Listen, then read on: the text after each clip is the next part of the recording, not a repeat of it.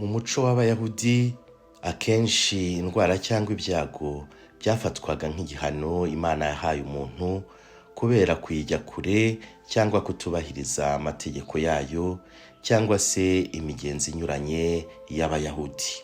Hari indwara zimwe na zimwe nk'ibibembe zabaga ari akarusho. Ubirwaye agafatwa nk'uwahanwe rwose bikomeye ko afite ikimenyetso cy'ubwandu bw'umutima impurity, ndetse agahabwa akato na bose ntihagire umwegera, ndetse akagirwa igicibwa kandi umubonye wese akamubonamo ikibi.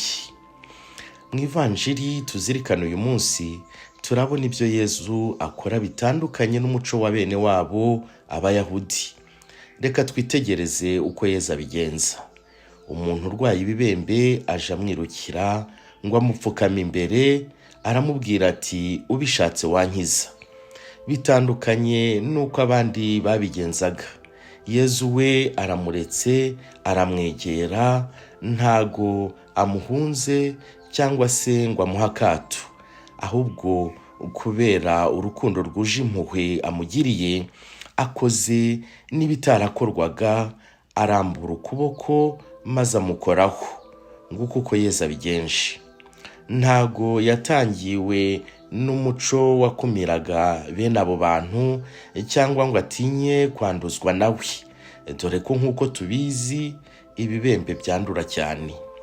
Ndetse kandi ntago atinye kwegera uwo muntu wakekwagaho kuba umunyabyaha akaba yarahanwe n'Imana. Impuhwe amugiriye zirenze kure ibi byose. Yezu ati ndabishaka kira. Bavandimwe, iyo witegereje isi ya none ukareba uburyo abantu tubaho, ibi Yezu akoze byatubera inyigisho ikomeye. Hari igihe hari benshi tugira ibicibwa, tukitandukanya nabo, tukabaheza, mbese tukababurira urukundo. Mu maso yacu bakamera nk'ababembi. Ntidushake kubegera, tukabaha akato. Ibitandukanya abantu ni byinshi, ntago bibura. Uyu munsi Yezu aradusaba kwagura umutima wacu, ntihagire uwo duheza.